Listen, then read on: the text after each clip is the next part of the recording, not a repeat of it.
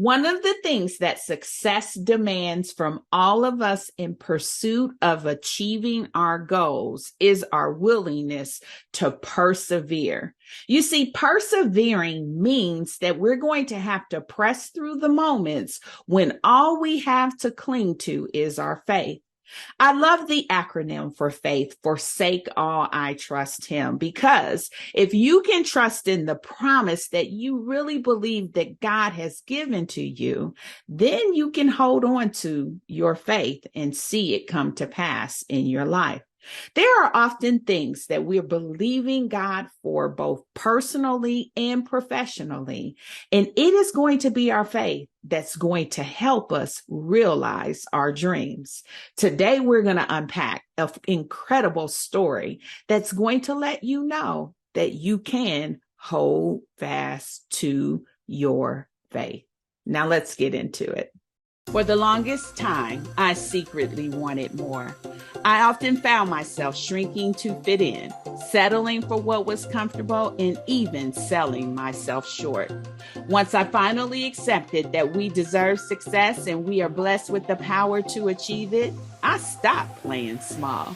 I'm serious about building a life I love, and you should be too. I'm Denise Taylor of DeniseTaylor.live, and welcome to Embrace Your Power. I help women prioritize themselves, their success, and their happiness. Now let's meet this week's achiever whose story will inspire you to embrace your power and go. Well, hello there. It's Denise Taylor here, and you already know I'm excited to have you join me here on Embrace Your Power. I say that every week, and every week I mean it. Being in your lineup means a whole heck of a lot to me. So if you haven't yet subscribed, I want to invite you to do that now so that you never miss. You see, around these parts, I'm real intentional about encouraging you to build a life that you love. And the reason why I do that is because I know it's possible for you.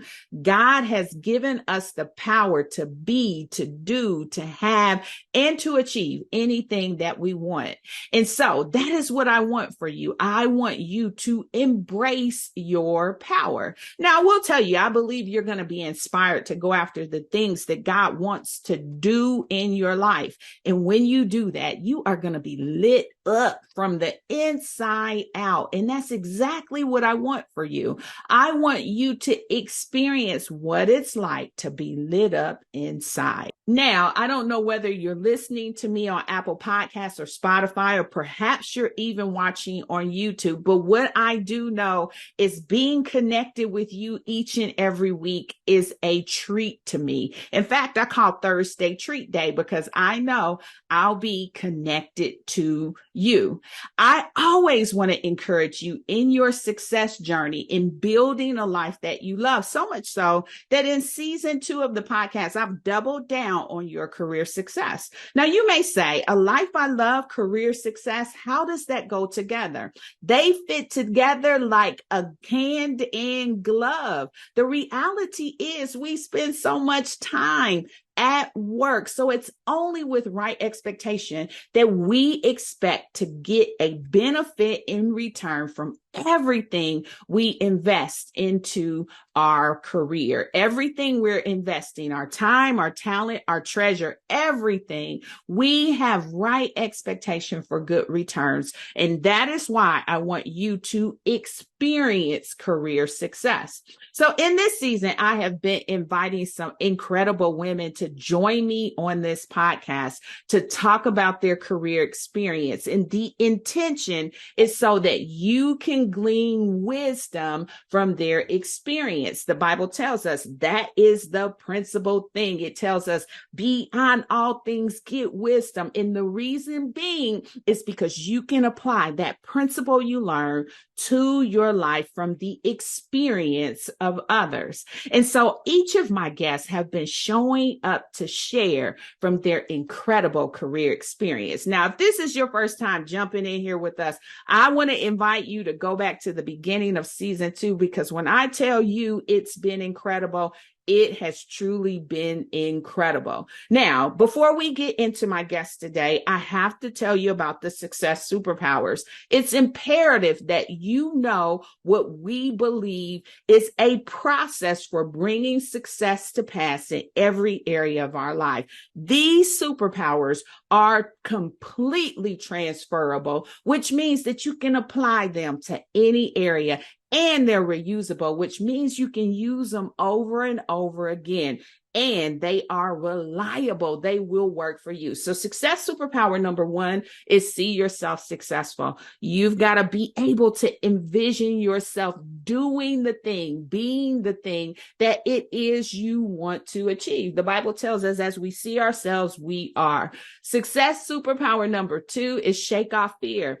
God didn't give us fear. He gave us power. And I want us to have meaningful strategies for shaking off fear by going back to the truth of who God says we are and what God says we can do. And number three is do the work. Now, by doing the work, that means you got a role to play. You have a responsibility in the process. So we're not sitting back waiting for something to happen. We are in action, doing our part and giving God something to bless. In fact, he said in his word, he would bless the works of our hand. Number four is take care of you. The reality is the mantle of greatness is heavy. You need a plan to take care of all aspects of yourself. If you don't have a plan and you relegate your self-care to superficial things, when the load gets heavy, it will be too overwhelming. So I want you to develop a comprehensive plan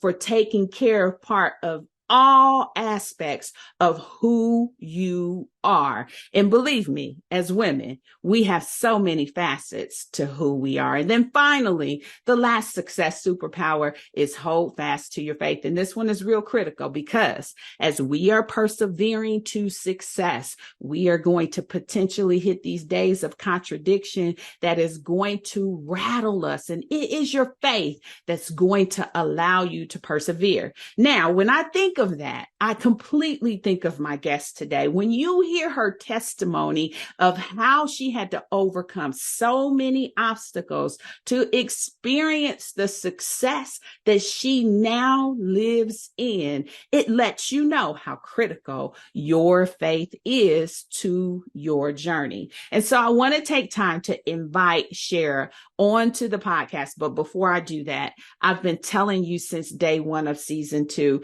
get you a journal, label it, embrace your power, take notes from these episodes. Those notes will be meaningful nuggets on your career success journey. So if you've got a journal that you've been taking notes in, go get your journal because we're about to get into an amazing conversation with Shara.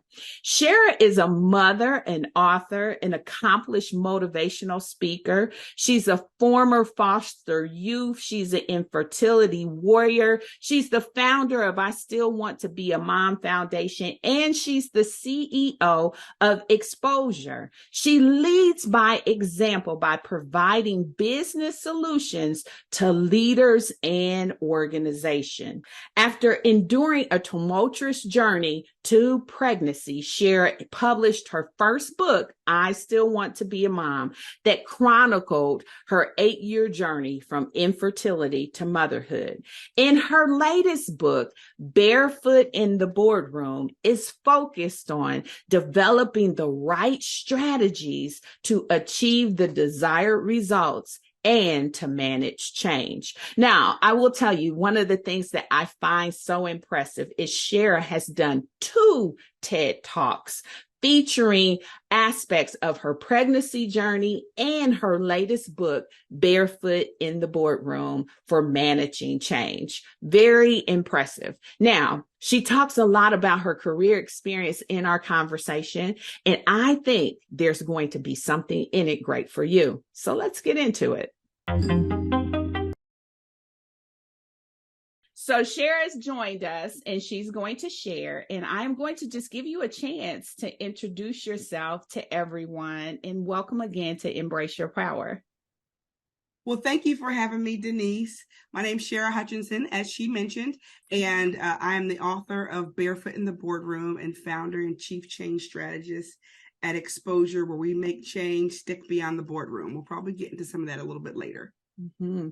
And so when I really had a chance to take in your incredible testimonies, you have so much life that you've lived, and you still have so much that you're showing up to do.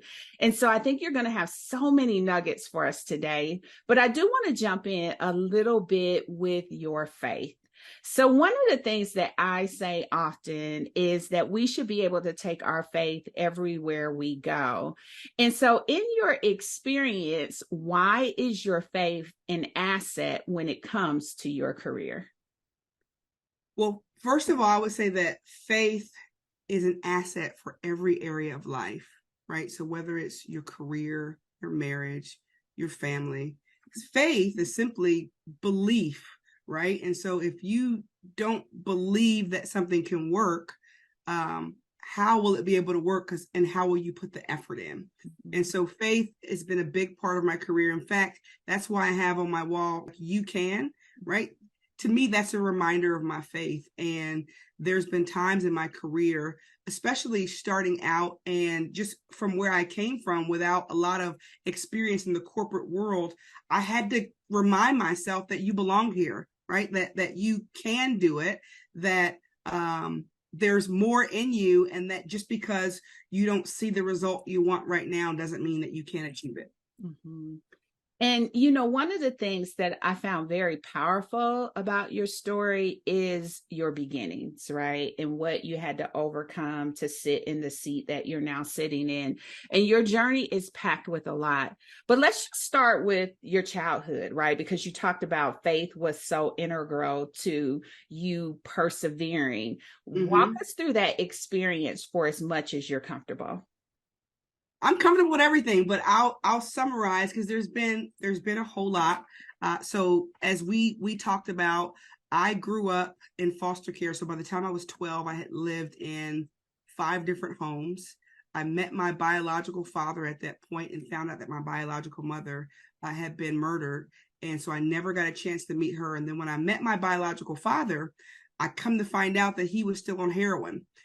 And he got custody of me somehow. That's a whole nother story for another day, but he did. And then at 13, he kicked me out of the house. And so I was homeless on the street at 13, living as a 21-year-old. You fill in the blanks with whatever I was doing, right? I don't have time to dig into that right now. And I had a couple of aunts who came to where I was. I was born in New Jersey, and when I met him, they moved me to West Virginia with him.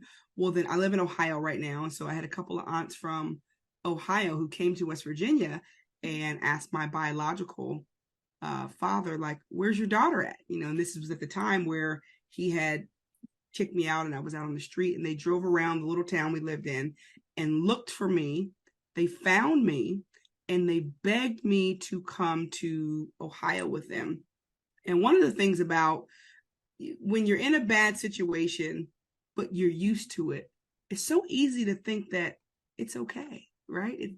It's okay. And here I am, homeless, nowhere to go. And I didn't want to go with these strangers who were my family, because remember, I didn't get a chance to grow up with them because I was in foster care.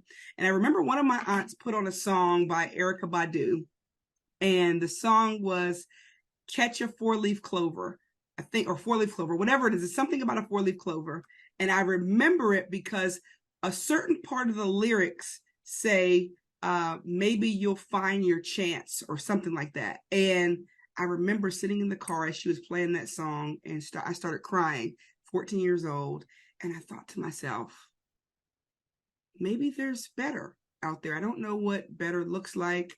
I can't fathom or wrap my mind around this, but this might be my chance to catch this four-leaf clover. And so I'm going to go with them. Mm. And I did. And God had his hands on the entire situation. He sent them down there to get me, right? And they got me and brought me, and they were, took me to church. And I was exposed to a lot when I lived with him. Then I was exposed to church, right, and different people, and then I eventually moved. I was still in trouble, right? Like, so you take a child or a person out of a situation where they are a teenager living like an adult, and you give them structure. They're not always prepared, right, to behave and listen and follow rules. So I ended up getting kicked out of my aunt's house, not because of her, but strictly because of me. And I ended up, getting a new family and so on and so forth. But I say all that to say, throughout my childhood and all of the things that I encountered, God used it all for my good. And in fact, I named my company Exposure because of that. So when I thought about childhood, life, business, the common thread was what I was exposed to. So when I was exposed to drugs and alcohol and all kind of other things, my life was going one way. When I was exposed to God and his word, I saw that there was a better way, right? And then I was exposed to people in business and healthy families and all that. And so when you are exposed to new information, you can desire something different. Sometimes you don't know you want different until you see it. And that's where your faith comes in. Because now it's like, I've seen it and I believe that I can have it too. That's so powerful. Thank you for sharing that. And I know it's going to be a blessing to many because it's a blessing to me. I can relate it to my own experience, right? It's so funny because people who look at me now, they don't believe when I tell them about what I used to be and what I used to do. And I too am so grateful that I found God's love to be whole and complete in, because we do search for answers and we search for help. And to your point, if we're not exposed to the right things, we start believing and doing a lot of things that are not for our good. But it all works out, right? Because it gave you the understanding and the thought processes of reasoning the way that you do. And it's helped you to navigate where you are. And so it's not necessarily something that you want to discredit, but it's not who you are anymore. It's a part of your journey. And I appreciate you sharing it. And so, when I look at you now and I look at how well-spoken you are, I look at how much you have achieved, it made me ask about faith, right? Because I know it's so powerful and it can really revolutionize someone's life. But oftentimes where I hear people struggle, right, is they struggle putting faith into action. So they can kind of believe it for themselves. They can kind of hope it for themselves. But you were able to translate that. You were able to really allow yourself to be freely into the new experience and get your actions align with that direction. Do you have any advice for women that may be struggling to put their faith in action and overcome circumstances, whatever they are? Yeah. So first I'll say it's nothing but the grace of God that I've been able to accomplish what I've been able to accomplish and do what I've been able to do despite where I came from. And I sometimes I believe, like, do I have a supernatural dose of faith? I know we all only need the faith the size of a mustard seed, but was I conditioned through childhood for adversity to, like the word behind you that says unstoppable? Because I literally feel like I'm unstoppable. If I want something, there is no one who can stop me from achieving it. And sometimes when I talk to people and I'm like, just do it, it seems like it's so simple, but it's not easy, right? And so what I would say is three things. Number one, who are you? Your identity. So what you do and what you go after is a byproduct of who you think you are and what you think you should have. And so if you're not going after something, it suggests that you don't believe you should have it. Because I guarantee you, everybody that I know that you know, when we really want something, we find a way to do it, right? If we want some shoes or an outfit or a vacation or a man or whatever we want, we find a way to get it. But then the things that God has promised us, there's times that we're like, well, I know that he will do it. I'm just not sure if he'll do it for me. And so start with the identity of who you are, whose you are, and a child, right? If the women out there have children, or if they've got to be somebody's child, right? When you have a parent, you believe that you can get whatever your parent has. You have that relationship with them. And so it doesn't even dawn on you not to ask if you have a healthy relationship with them, right? Because of who you are and your place in their life. And so I say, start with your identity. Secondarily, your mindset. So you're who you are, and then what are you thinking about all the time? It amazes me that we don't allow people to talk crazy to us, but we talk crazy to ourselves, right? Like, so if I want to start a business and I say, Denise, I'm going to start a business, you say, girl, you can't do that. You don't have enough money. You don't have enough talent. People don't know who you like. You may go down a list and say whatever you say to me, right? And I'll be like, oh no, she didn't. Then my inner ratchetness might come out from back when I was homeless, right? But yet we talk to ourselves that way. So we say to ourselves, I want to write a book. I want to start a business. I want to get a promotion. I want to have a relationship. I want to have a family. I want to save some money. I want to go to whatever those I want are, what I'm believing for. And then we say, well, no, I'm too skinny. I'm too fat. I'm too old. I'm too young. I don't have enough money. They're not going to like me. What's going to like? And we talk ourselves out of it because of what's up here, right? And so being able to pull those thoughts down and cast down those imaginations that try to exalt itself above what we know. And so don't allow what you feel to get in the way of what you know here, and control the mind. So identity, mindset, and then the third thing is your environment and your habits. So if you know who you are and you are entertaining the right thoughts, then you are going to set up your environment in a way that suggests you want what you say you want, and you're going to do things that suggest that you want it. So I told you about my 8-year journey to conceive and have a child. So it took my husband and I 8 years, four rounds of IVF, multiple losses. And we had a second trimester loss, right? Because when you're on your way somewhere and you believe something, but everything around you suggests that the answer is no, can you keep going?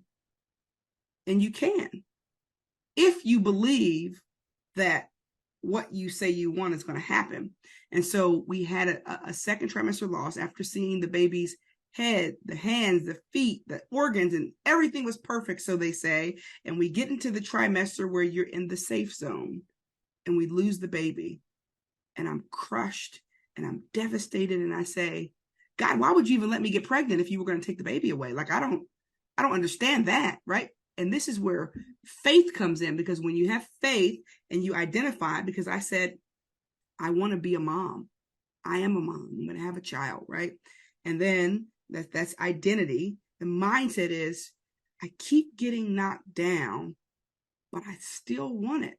So what do you do when you still want something, but life is telling you no? I still want it, so I'm going to have to keep going, right? So then that goes to my habits, my environment.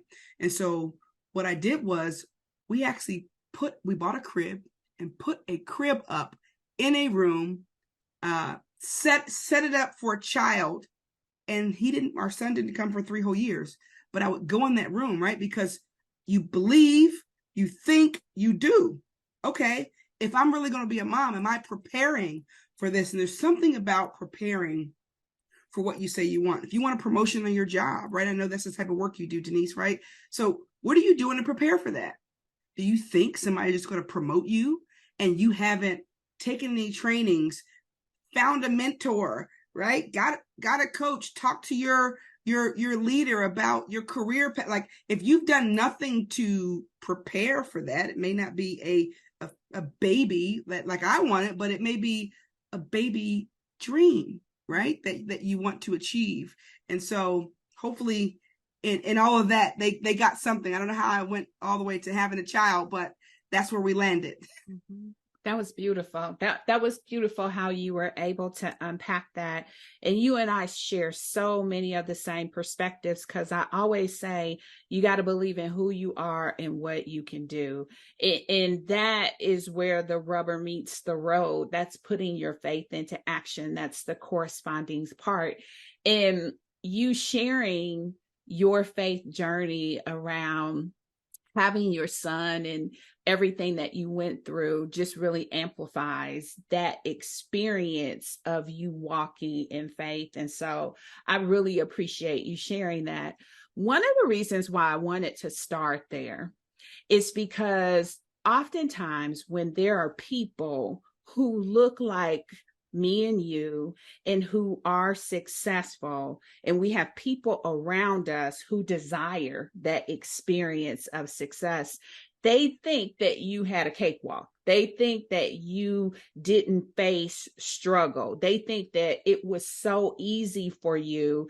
And I think in sharing your beginning experiences in life and sharing even what you went through around your desire for family shows that we have life experiences that all of us have to navigate. And when you begin to leverage your faith, I talk about how you have to have faith in this life, especially when you're pursuing your interest of success in whatever that looks like, right? Because you're going to face days of contradiction. And you need your faith to rely upon in that moment. You need it to steady you. You need it to give you peace. You need it to give you hope. And you need it to sustain you for the journey. And so when I look at your experience, and we haven't even gotten to the work experience yet, but when I look at the experience of your life, it's such a great testimony that if someone can see you accomplish, then they know it can happen for them. And I really wanted to start with that because I want people to at least start to have faith for their situation and know that wherever they started, they can get past it, and whatever they're enduring as a part of life, they can navigate through it. So thank you for sharing that.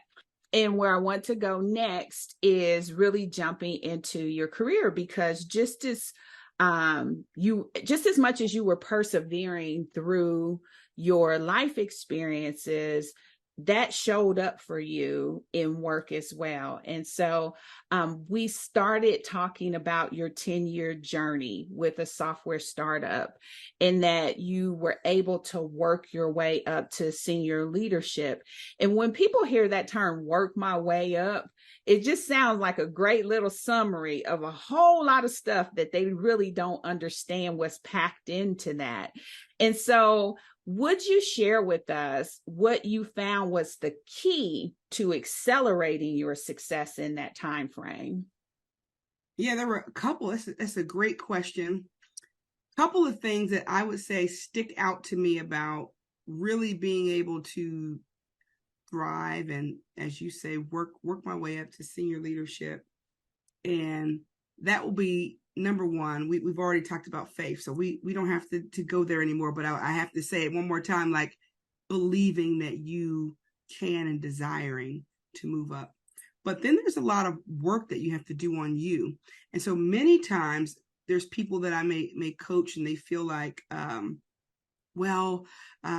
don't want me, especially if I'm working with minority leaders. They don't want me in this position, and all this stuff. And it's like, well, if you believe they don't want you there, then I guess you ain't gonna be there. So you better figure out, right? And the mindset, it doesn't matter who wants me there, I'm the best.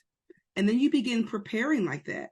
And so putting in the work. So I would go above and beyond. I'm not a person that's going to do the bare minimum. And a lot of people want to advance just because of who they are, just because, there's not enough minorities in leaders in senior leadership, so you should promote me. No. Be the best. Be the best.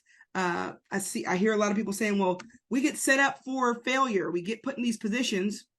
Well, if you beg for a role that you haven't prepared for, and then you get put in the role and you crumble and you didn't prepare, whose fault is that? Right? Now, there are situations where companies and the structure is set up such where maybe they want to promote somebody, want them to fail, but because of the way that I grew up and because of the way that I operate, I just so happen to believe that regardless of whose fault it is, it's my responsibility. I can't put my future and my fate in control of somebody else and give somebody that much power, especially when I serve a big God who can do all things and I can do all things through him, to give somebody power to say, you control my career. No, I do. Right? So it's understanding that I controlled it and then putting in the work and recognizing that whatever I do, I'm doing it unto the Lord. So even if there's slackers around me, even if there's people who are not putting in the effort, I would be one of the only people, right? Like, so we would have meetings, and let's just say you ever go to a meeting and then people they don't even know what the meeting's about. They haven't prepared, they haven't read the material, and you're around talking. Well, I would do stuff like I would read what the meeting was about, read the agenda, reach out to people in advance and say, hey, I noticed that this, and this. Is there something that you want me to prepare? Is there something I need to read in advance, like behind the scenes? So then when I show up, people are talking in circles and I'm like, well, actually, here's the data and I've looked up this, and this, and here's what I believe in you to do based on what I looked at. Right. And so people are like, oh my, like you know what you're talking about. I do, because I prepared. Right? I prepared and I want to show up as the expert. Also, people get promoted not for what they have the potential to do, but for what they're already doing. So if you want to be the director, the VP, the chief of the department, you show up like that. I don't care what position you're in, you show up and you add value at that level. And that is something that I think is one of the biggest keys to being promoted and elevated, is showing up as the person that you, again, it goes back to identity. I don't care what my title is here. I'm the chief of this department. Mm-hmm. So if I am, I don't care if it's on my job description. I don't care like, oh, you're getting over me and all that. Like, I'm going to help out the leader, right? Because if I'm going to be in a leadership role, then I want somebody to be able to help me. So why wouldn't I help my leader? So that's one thing. Two is, and maybe two is probably number one, and it is to overcome your internal hangups. So for me, growing up in foster care, growing up where people mishandled me, misused my trust, I had a lot of issues with trust, right? And I wanted to do everything myself. And I had, what do they call it? The superwoman syndrome. So I felt like I had to do everything. And I thought it was a badge of honor. I thought like, yeah, I'm doing, but the higher I went up, the more I realized I had to learn to delegate. The more I realized that not trusting people was causing me to be an ineffective leader. It was causing me not to collaborate with others. It was causing me not to ask for their opinions when I was trying to make decisions for their department, right? It was causing me to say, I don't need help, I got this, and then being overwhelmed afterwards, right? Taking on too much and not doing it. And so we have to do some internal heart work to really show up and lead. And that was one of the biggest revelations for me. It was like, I have to get better.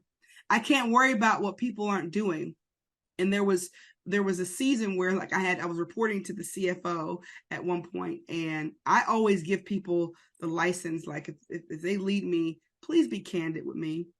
Please give me feedback, right? Don't wait until my review to tell me what I need to do better. We need to be communicating in dialogue so I have a chance to refine and get better.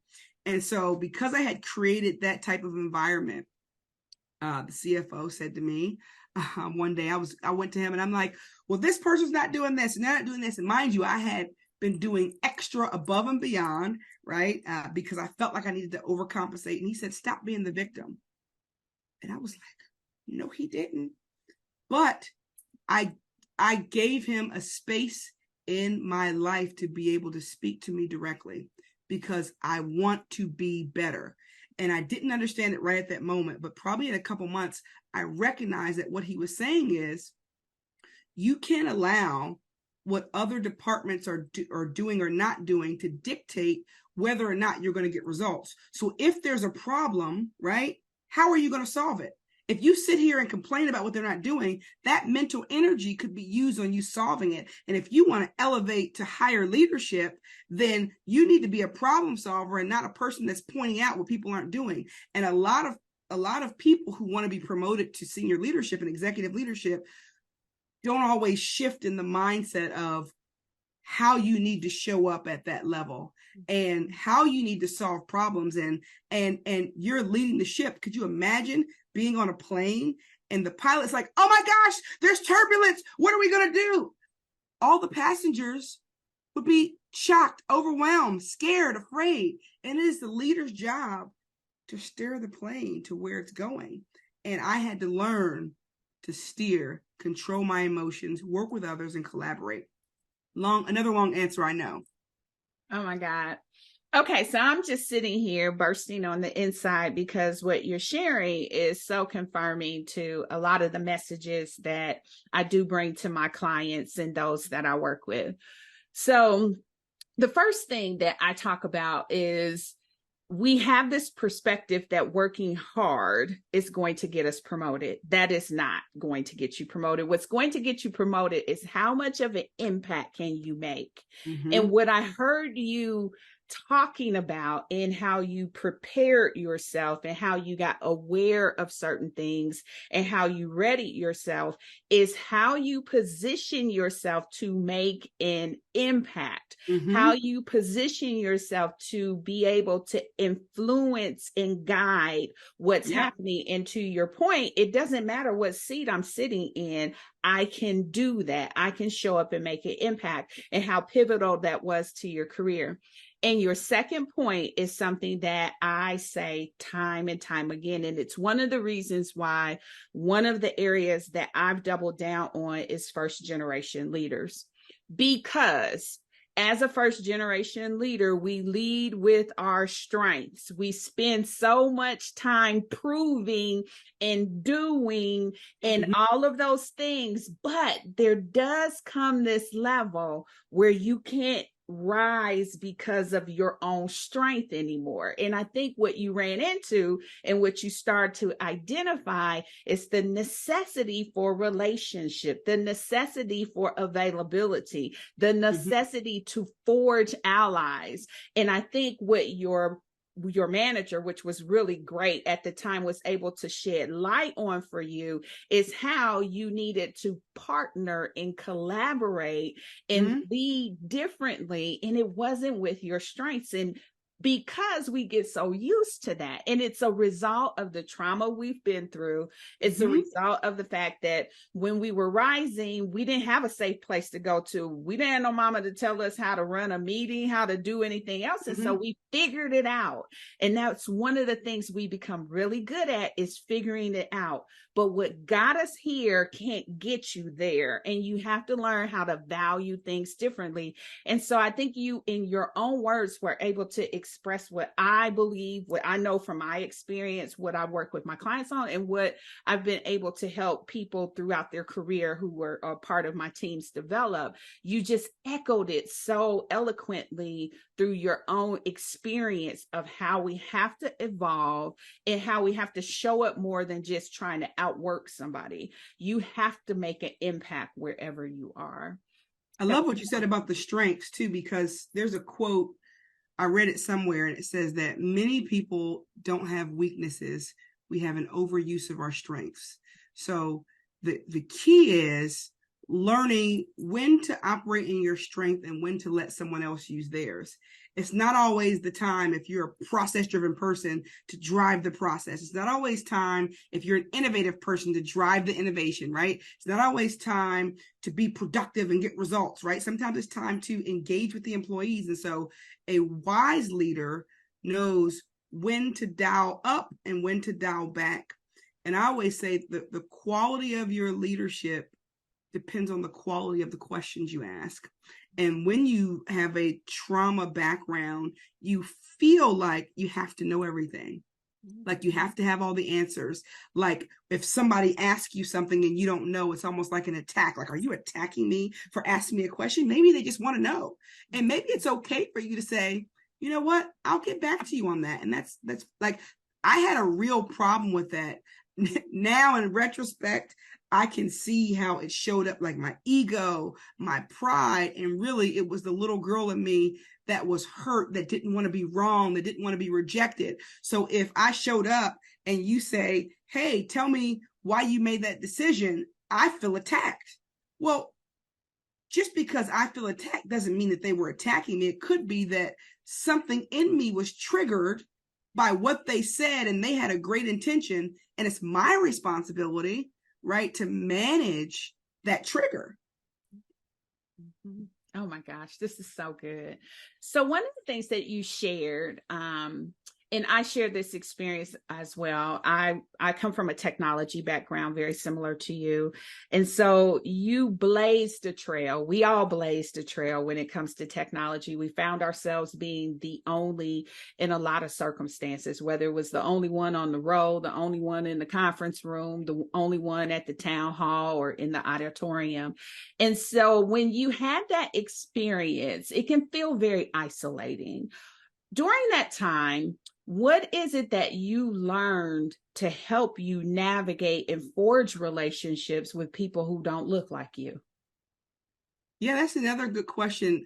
Thankfully, even though like when I worked at a technology company, I was for a while one of the only women, and especially one of the only Blacks that was in Black women or Black people that worked at the company for a while that was in a leadership role.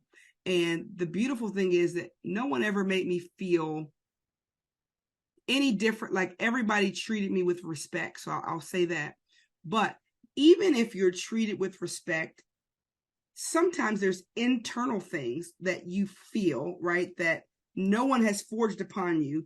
Like, for example, in my mind, I was like, oh my gosh, should I not wear braids? Because if I wear braids, how am I going to look? Right? Like, so, oh my gosh, if I say this or do that, all right, when I do my emails, let me read them over and over because I still got a little inner hood rat in me that might want to be like, huh, what like, so, just those thoughts, right? Like, so how do I show up? How do I present? How do I sit in the meeting? What do I wear? Should I wear bright colors? You see, I got pink on, right? Like, so I like bright colors. I like, so, and so I had to deal with a lot of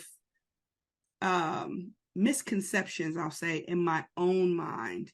It wasn't that anybody did anything or said anything, but I think in our culture, society, and sometimes our parents and sometimes people around us will tell us things about being the only in a space or about how different people from different cultures may perceive us, and we've internalized it. And if you internalize something, right, even if no one exemplifies those behaviors or expresses those words, if you feel that way on the inside, that's how you're going to show up. And so navigating that space, I had to work through a lot of internal stories that were not correct in order for me to show up and lead. And I felt a little at first inadequate. And there were a couple years, honestly, that I felt like, well, I don't know enough. And so I'll let them just speak up, right? Because they know, and they've been in this, especially in technology, and I was new to it. And so I didn't share anything. There was a time where I had done some salary research and I was making significantly less than what the market said I should be making for my position. And I felt like, well, maybe I don't deserve it yet because I haven't done this or haven't done that, right? Like, so, but and it's always back to the identity thing that I talked about earlier. As I got to know who I was and what I was capable of, I actually went to them and said, hey, I need a $20,000 raise. You know what they did? 2 weeks later, I got my raise, right? I had at one point was like, you know what? I noticed a gap in what we need, and I created this job description. I created a plan. Here's the issue. Here's how we resolve it. And oh, by the way, I'm already partially doing this role, so you should put me in it. And I got put in it. Right. Like, so it wasn't that I couldn't get promoted or couldn't get a raise because I was Black or the Black woman. It was literally once I showed up as who I knew I was, I got whatever I wanted. And had I been in an environment that would have pushed that down, I would have left and went somewhere else, right? Because it's all about you, who you are. Like, who you believe you are determines what you are willing to accept. And that is more important than how people treat you. And our society teaches us to focus on race too much, in my opinion, right? Because, and again, we're tying it to our faith. So if you believe that God is going to bless you beyond measure, and that your branches are going to go over the wall, and that you can do all things through Christ, and that he has called you the head and not the tail, above and not beneath, and you decide to focus on a race and who's holding you back, I would say the person holding you back is you. You know, what's really interesting in what you're sharing is I literally just had a conversation with one of my clients, right? Because in her mind, there's this lens that existed there that wasn't, I couldn't see it the way she was seeing it. And she was approaching it from a perspective of, they don't want me, you know, they are against me. Everything they're saying about me is an attack. And so, you know, I started paying attention to what she was coming back to say and asking some questions. And as we unpacked it, she worked for the most diverse team within the organization. Her manager had promoted more women than any other team. Like, she was in the best possible position, but her lens was created as a little girl of her parents coming home and talking about what the man did and how he treats us and how it's unfair. And that lens forces you to see things with the glass being half full half empty rather than half full. And so as we continue to work on this narrative that she was translating everything through, she began to see it was nowhere near as bad as what she thought. But if you don't have, and this goes back to your earlier comment, if you don't have people around you that you give access and license to really speak directly to you. Directly is important. Yes. Candidly, directly. You. Yes. Don't agree with me if you don't agree. Yes, exactly. And if you don't have that around you, you can be very self-sabotaging because as, again, first generation leaders, all you know is their experience. And you might have grown up in a home where there was some labor intensive experiences happening with your family, or there was these degrading experience that was happening in your community. And so you just don't have right perspective of this environment that you're in now. Now, that doesn't erase, right? Because there are some very deliberate things in some places that are being done. But for the most part, to your point, if I don't feel like I'm being treated fairly, the responsibility is on me to get to a place where I believe opportunity is available for me in a way that's going to match what I'm trying to do and trying to achieve. And so I agree with you 100% from that lens perspective, tainting how you see things and not allowing yourself to even be available for the support and help that may be in the environments that you're in. And I will say, if you go to 4 or 5 different jobs and everybody's against you, and the only common denominator is you, then you probably need to look in the mirror.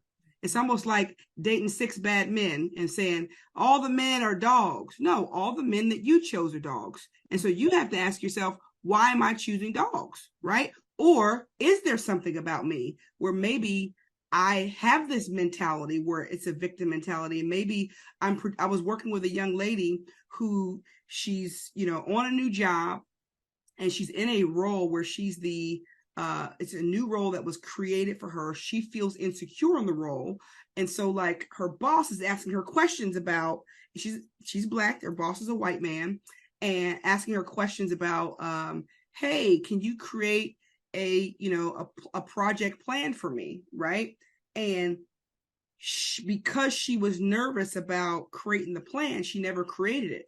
So then in meetings, he starts asking her, hey, are you on this meeting? Are you showing, like, kind of clocking her time a little more? So she's like, why is he clocking my time? Why is he doing all this? And it's like, well, so when we, like you said, unpacked it, I like that word. It was, you didn't do what you were asked because you felt inadequate to create the project plan. At that moment, you could have asked questions. Hey, what do you want included in this project plan? I'm not quite sure exactly what you want me to do, rather than avoiding it, because now they're looking at you as if you are incompetent and unable to do your role, but you actually are competent and can do it. But because of how you're showing up, right, you're making yourself look as if they made the wrong choice. And now you're looking like, can't believe you asking me about my schedule. Well, whose fault and responsibility is it? And sometimes it's a simple shift in our mindset, like you said with the young lady you were working with, is like, well, who's going to let me, right? But it's who's going to let me, or who's going to stop me. Exactly. Two different, like, attitudes or personas that you can display in a moment like that. It's so powerful. It really is. And unfortunately, it is the thing that prevents us from being able to experience career success if we don't take the time to deal with our stinking thinking. And that doesn't mean you're all wrong. It just means that you need some guidance on how to navigate. And I can't stress that enough. I want to talk a little bit about this pivotal role that you found yourself in that has now led to your second TED Talk around change management. And I know you were involved a lot with acquisitions and integrations, and you found yourself in this experience that has now morphed into a book and into a talk around change management. What did that demand from you as a leader that was so enlightening and now has just morphed into so much for you? Yeah, so I'll go back to, so we mentioned that I 10 years of my career almost were spent at a software company. We acquired 3 different companies during that time frame. I was leading our service and support department. If anybody has worked at a startup, you know that you're actually wearing 15 hats, which I think was really good for me because I got a chance to learn and interface with all of the head leaders of departments and learn about business from the ground up. There was like 25 employees when I got there. When I left, there was over 150. And so I got a chance to, like, grow with the company, grow myself, and deal with a lot of change because I had to scale my team to match the growth that was happening. They were growing, like I said, 30% year over year. And so when your company is growing that fast, the model for your team has to change to match where you're going, right? Your processes have to change. The way you interact with customers, right? And your operations have to change. As a leader, you have to change and change your mindset. And you have to collaborate with others, especially when you acquire companies and you have more products and everybody wants to do things their own way. And you can't just go in with an iron fist and say, you're doing it the way that I say do it, right? Even though that is the natural inclination and it causes you to kind of rise up in your ego, like, listen to me, you know. But that is the time where you get a chance to grow and really morph, if you allow it to morph into a leader who actually has influence and not a dictator. And so throughout my career in technology, career in food service, career leading in the call center, all of those experiences allowed me to see that I have a gift of navigating change, even in my personal life, right? Like, so we talked about all the personal changes that I went through, and same thing with the changes in work, which is probably why every time, like, process change or we were faced with a stressful situation, I was kind of the same, like, all right, let's figure this out. Let's, you know, like, everybody's getting, not everybody, because we with good leaders, whatever, but you know what I mean? Like, people kind of feeling like all over the place, but I was able to be a point of stability there. And pivotal moment, at least for me with my book and business, was one day I mentioned my book is Barefoot in the Boardroom. I was scheduled to give a presentation in the boardroom, and I had been walking around in heels all day. And ladies, if you've been walking in heels and your feet hurt, like to the point where they're burning and you don't know whether to take the shoe off and put it back on, that's exactly where I was at. And my feet are hurting. And remember, I mentioned about the thoughts being the only Black woman. I'm like, oh my God, I got to give this presentation to these executives in the boardroom. My feet hurt. If I don't take these shoes off, I am not going to be able to present. But if I take the shoes off, what are they going to think? I'm the only woman in here. Are they going to think I'm ghetto? Or are they going to think, that I'm unprofessional? Like, are they going to listen to what I have to say when I present? But I made a decision at that moment that, okay, I can either keep these shoes on and be in pain, right, and not be able to be effective, or I can do something out of the norm to get the result that I want, despite how I look. And I decided at that moment, I'm going to kick my shoes off in this boardroom with all these people and say, I'm going to be effective. So I kicked the shoes off and I presented, I shared the data. And at first, maybe I got a little look like, But then one of the executives said, Shara, you're barefoot in the boardroom. That's a book title. And I wrote that down in my notes because I write everything down that sparks an idea in me. And when he said that, what I thought was, this is what change looks like. It is kicking your shoes off. It is doing something out of the norm to get results, right? It is pivoting when necessary and not caring how things are going to look. And I knew at that moment that, okay, I'm on to something here. And so then I waited a couple of years and started writing my book, Barefoot in the Boardroom. And sure enough, it was a book about change, as I said. And I tell people that I truly believe that God gave me the title, and he gave it to me at a time, right, where I was questioning what I should do and worried about what people were going to think. And the very people that I was worried about what they were going to say gave me the book title, right? And then he gave me the Barefoot method.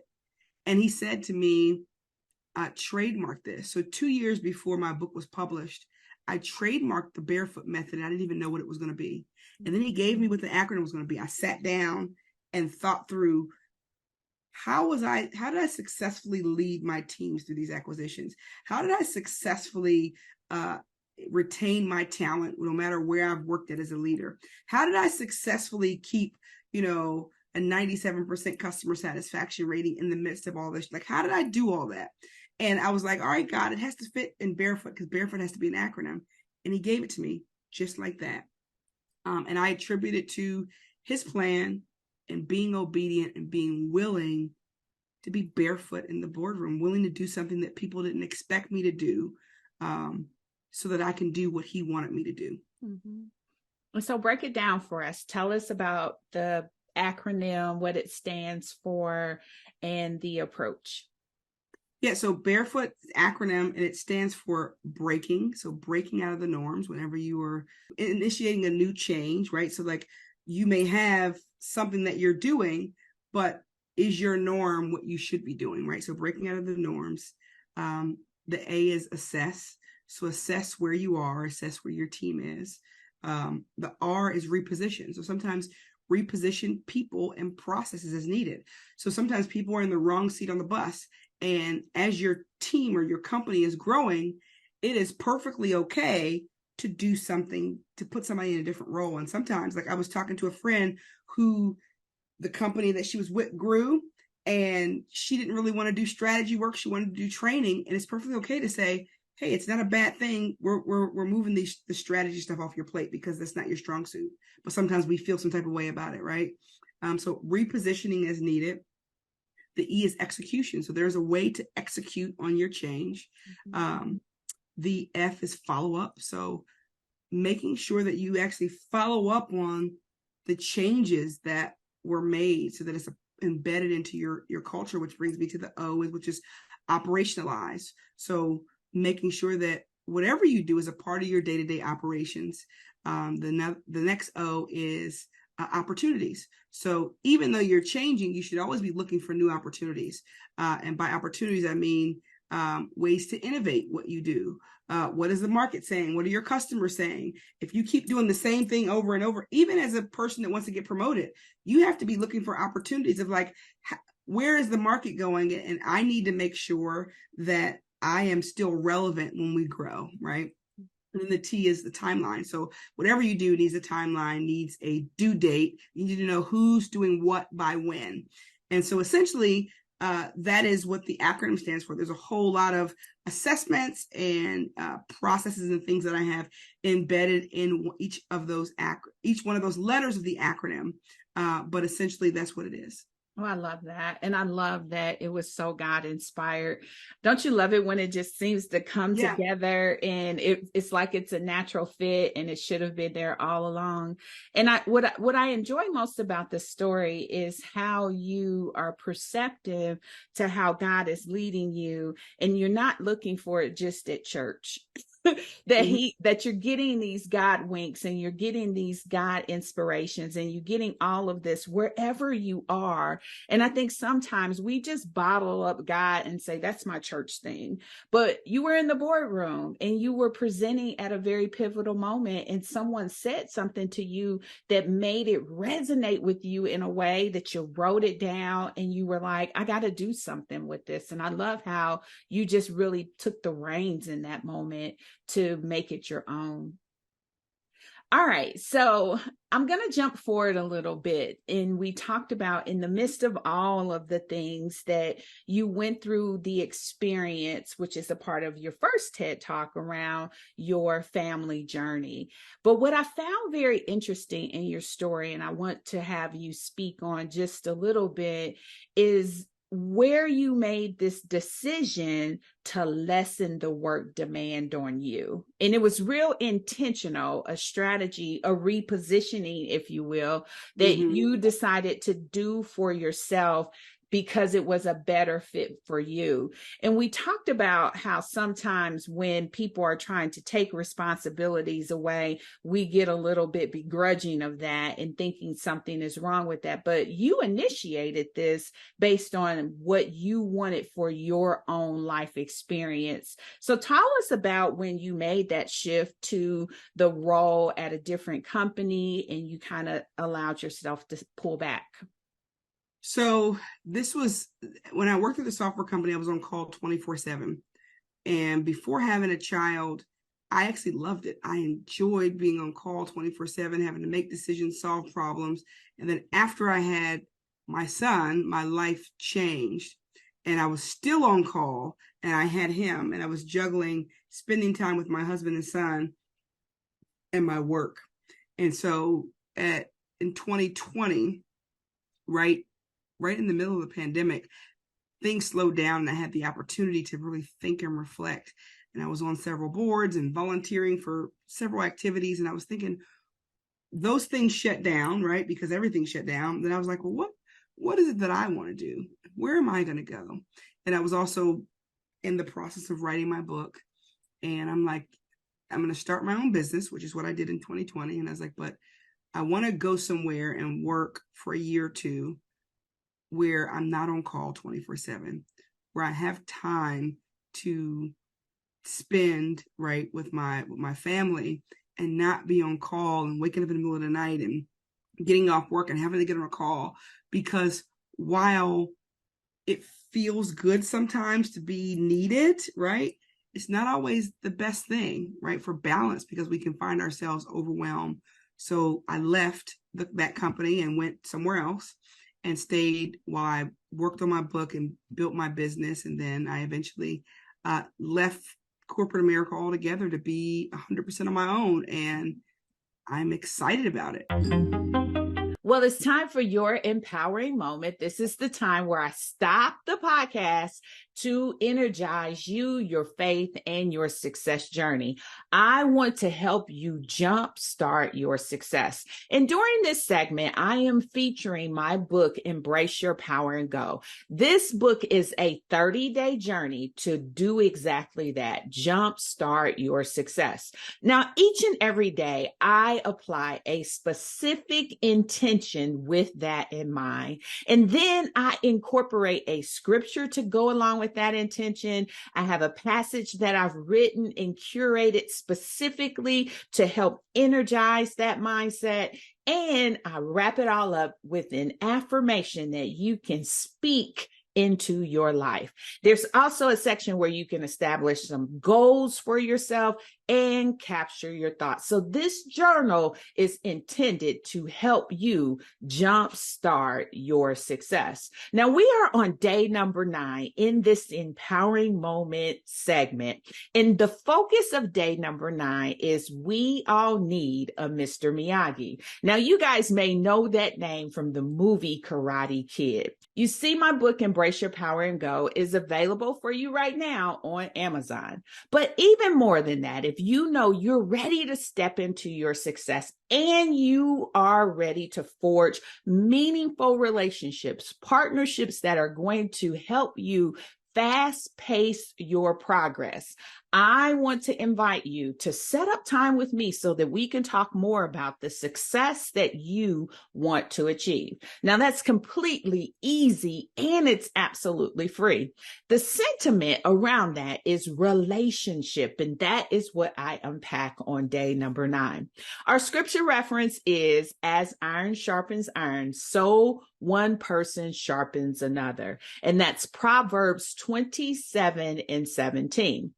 Now, this passage is going to help you understand the power of partnership. And you hear me say it all the time, that partnership accelerates our progress. Our affirmation for this day, which I offer to you now, is this: I open myself up to powerful partnerships. I actively seek out and cultivate relationships that are fruitful, positive, authentic, and mutually beneficial. As iron sharpens iron, I am blessed with mentors, friends, associates, and mentees that sharpen me as I sharpen them. I have the wisdom and confidence to release relationships that make me dull and do not bear good fruit. Goodness, mercy, and great relationships pursue me all the days of my life. And that is what I want for you. I want good relationships to pursue you all of your days. Now, if that resonated with you, then I want to invite you to go ahead and put your prime to work. Meeting with me is going to help you understand your best next step, and that's exactly what you need to get going now. You can access my calendar at www.callwithdenise.live. Once you get there, you can book a time for us, and I will give you a call on the phone, and we will talk about the success that you want to achieve. Now let's get back into it. Okay, now that we're back, we're going to dive in to just pull more of your wisdom and get your advice. So this particular section is around being a power leader, being a woman leader in corporate America. And I just want to see what advice you would have. So what is your best advice for women feeling stretched? Either they're stretched because they're in the midst of transition, they're facing opportunity, or they may be pressured to perform. I'd say if you feel stretched, evaluate what you're doing, because I believe that we all have the grace to do what we are called to do. So in the midst of stretching, there's probably an area where we're taking on too much or saying yes that we need to saying yes to things that we should probably say no to. And if we could evaluate everything that we're working on and say, is there anything I can delegate? Is there anything that can wait until later? Is there anything that I can just take off of my list? And if there's a yes to either of those questions, either delegate it, get rid of it, right? Or push it off until later and focus only on what's most important. Mm-hmm. I agree. What's your best advice for women struggling to fit in at work? They're finding it hard to be accepted or understood. First of all, be yourself, but build friendships. Like if you feel awkward, you're going to act awkward, right? If you feel like you don't fit in, you're going to act like you don't fit in. So find commonalities with people.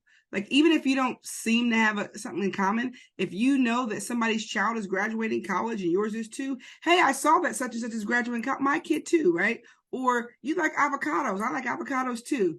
Or, hey, what book are you reading? Find something, a commonality. You will find at least one thing in common with everybody. And that at least puts the guard down so you can start to begin to build relationships. You don't ever have to be best friends and hang out with people at work, but you do need to get along. And if you want to be a leader, you need to have influence, and influence only comes with relationship and trust and respect. And so showing interest in someone as a human means the world to them. Mm-hmm. Absolutely. What's your best advice for women wanting to advance their career and get to the next level? I'd say believe that you can, put in the work, have a plan, talk to your boss about it, right?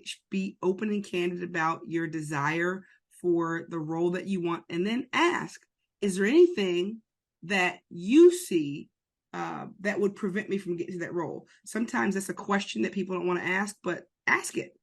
And in that way, you can at least know if there's a blind spot, or if they're just way off, and you can say, no, I actually am doing that, right? Sometimes your leaders don't always know everything that you're doing. So it's, again, the career is in our responsibility. We have the power.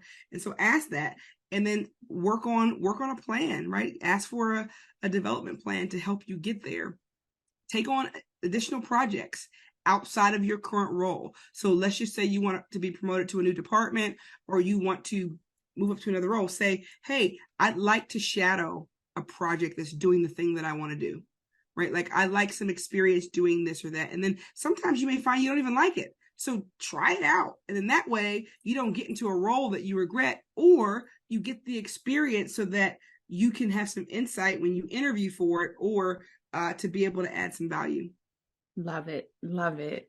So there are 12 power leader skills that I believe every woman of color in corporate America should know. And I'd love to get some advice from you. I won't ask you for all 12. I will have you pick 3 numbers between 1 and 12. And depending on what you pick will be the ones that we will get your advice on. So what's your 3 numbers? I'll say 2, 7, 9. All right. So what's your best advice for women on how to advocate for themselves? Communicate, ask questions, and don't be afraid to ask tough questions, right? Like, I'll give one quick example.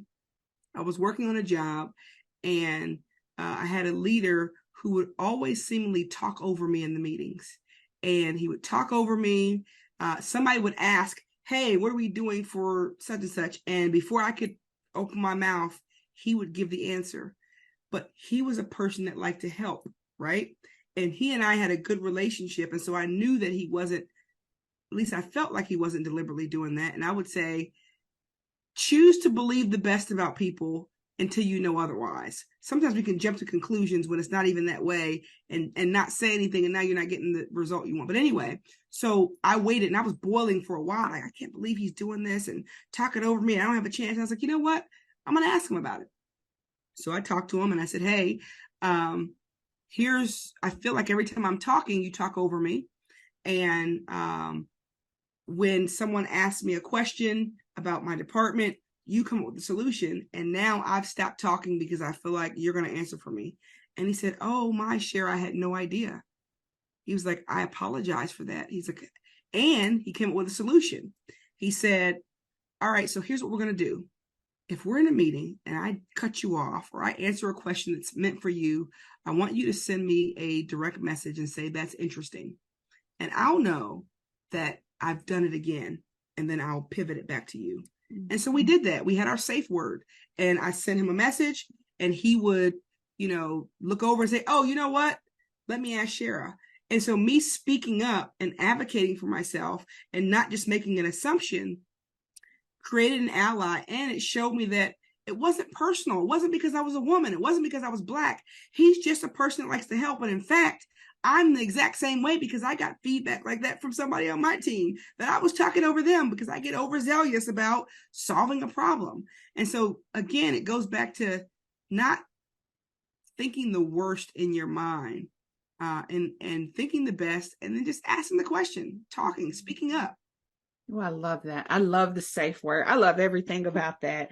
Okay, so what's your best advice on how to have executive presence? Show up. Show up and be prepared. You have the presence when you're prepared. The only time I've seen someone not show up as like executive presence is like you show up and they know like, oh, this person is a decision maker, right? Only time I see that not be in effect is when someone is not prepared. They haven't done their homework. They haven't prepared for the meeting. They have no idea what it's about, or they're just skating through their work, doing just enough to get by. That's so good. And then what advice would you have for women on how to leverage their Black girl magic edge and swagger?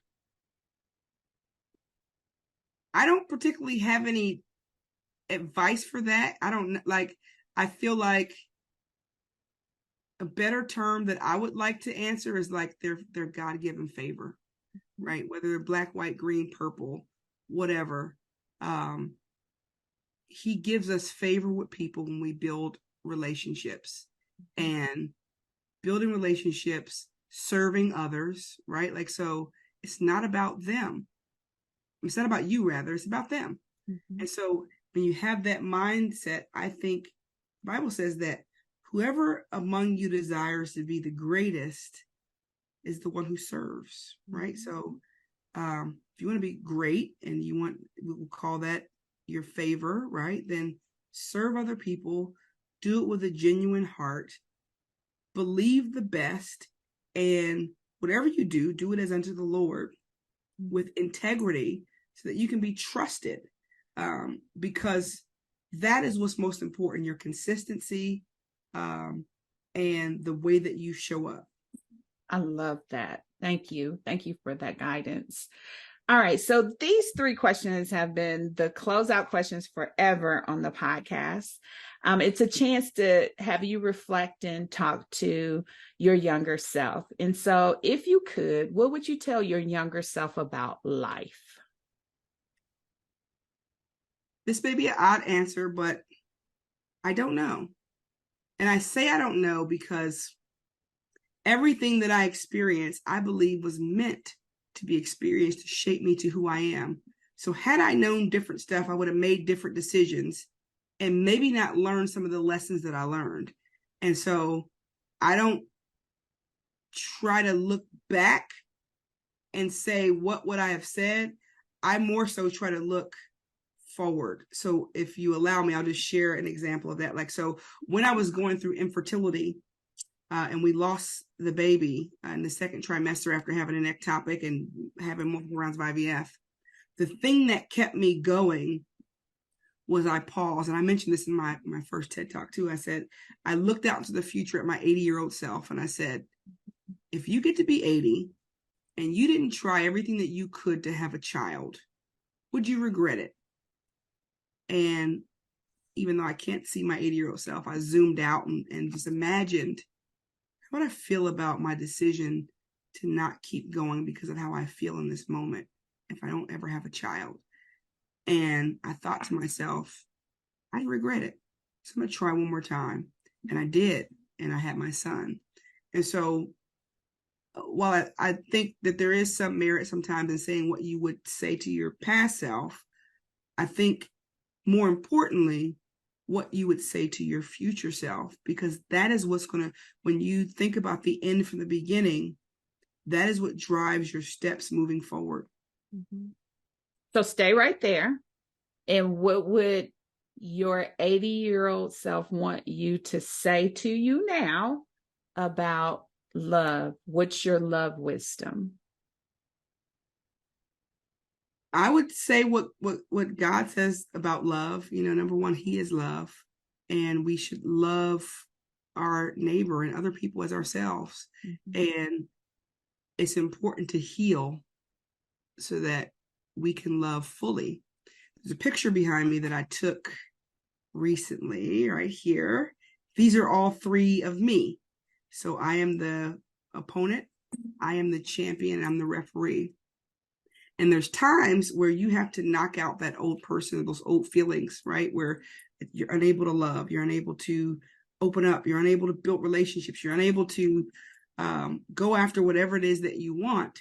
You got to love yourself. And so sometimes you have to referee yourself and say, like, wait a minute, this is a trigger from something that happened, right? This is not actually true. Let me talk myself out of this and win, right? Because in God, we already have the victory, and he loves us and has called us to love others. And if he draws us with love, I believe that we can draw others with love as well. Beautiful. And lastly, happiness. What's your happiness wisdom? Happiness is a choice. So you choose whether or not you are happy. It is not dependent upon what happens in your life, but rather what you decide to think about. And so this is why people can have seemingly nothing but still have happiness and joy, when there are people who seemingly have everything and they don't. So I'd say it's a choice about what you decide to think about. Even smiling, like literally sometimes if I'm having negative thoughts, I will literally just smile, and physically smiling brings about a little happiness. So finding a way to change your mood to happy. Really, really good. So how can listeners get connected with you?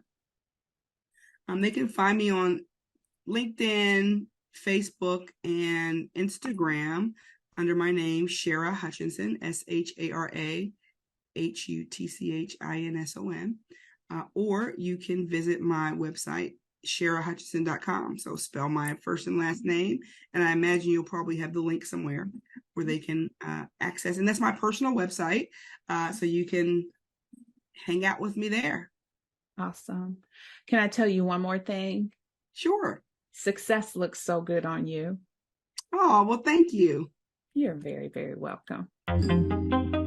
So, when life gets complicated, when it gets really hard and so many things seem outside of our control, this is where our faith makes a world of difference to us persevering through those moments. The acronym Forsake All, I Trust Him is so key. You see, one of the things that I talk about often is what our faith should be able to deliver for us.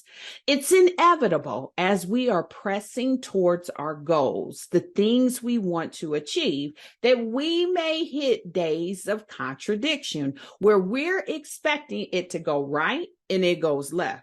We're expecting it to go up and it comes down. We're expecting it to accelerate forward and it stalls out. Those days of contradiction can be so overwhelming. And it doesn't matter whether it's personal or professional, we still need our faith. I say it all the time. Your faith should be able to go with you wherever you go, including into the workplace. So here's the key. Whatever you believe in, I believe it should deliver 5 things for you. Your faith should be reliable. When you need it, you should be able to tap into it. Your faith should be able to sustain you, which means it is able to get you from here to there, to your ultimate goal. It should be able to steady you, which means that as you're rocking and rolling from all the things coming your way, you can find a steady stance to continue your press. It should be able to give you peace. We hear that adage, peace in the midst of the storm. It should be able to settle you down with peace. And lastly, it should give you hope. Your faith should be able to deliver hope for you. You see, when we have those moments of contradiction, we need all of those things to be true. We need it to be reliable. We need it to sustain us. We need it to steady us. We need it to give us peace, and we need it to give us hope. This is the reason why I say, forsake all, I trust him. Whatever you're believing God for, it's wrapped up in your ability to hold fast to your faith. Now, the beautiful thing is this: God did not create us to go this journey alone. In fact, he created us for a relationship. And it's one of the reasons why I make myself available for those who are ready to persevere. You're not intended to figure it out on your own. You're intended to forge relationships that's going to help you go the distance. What I offer to you is the opportunity to be able to partner with someone who can help you believe in the difficult moments, who can help you accelerate your career, who can help you develop the skill, savvy, and the momentum to make the things happen that you so desire. And if that's you, if you need help, I want to invite you to the opportunity of talking with me further about it. Now, the beautiful thing is it's not a sales call, because I only offer the opportunity of working with me to those I am pretty sure I can help with my experience and my programs. If I cannot help you with my programs, I'm not going to even offer it, but I will help you figure out the best next step to take. So here's the thing you have to ask yourself. If you want that goal, you have to do something different than what you've been doing so that you can achieve that goal. And it's very likely that you need to forge relationships with someone who can help you pursue the thing you want to achieve. In this season, I am focused on your career success. And so if you want to achieve career success, get promoted, get to your next level, I invite you to have a conversation with me. I would love to be a part of your success journey.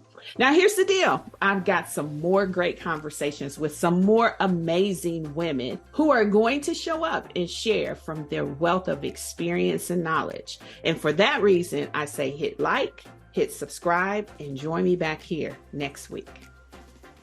Now, if you love this episode, you're going to want to access the free resource I curated just for you. The Power Leader Toolkit is absolutely free, and it includes 3 power-packed career transforming resources that will help you change the game and build the career that you want and deserve. It includes my powerful training, The 7 Habits of Highly Successful Women. Now, you can get your hands on this toolkit right now. And as I said, it's absolutely free. You can access it at www.powerleadertoolkit.live. Again, that's www.powerleadertoolkit.live.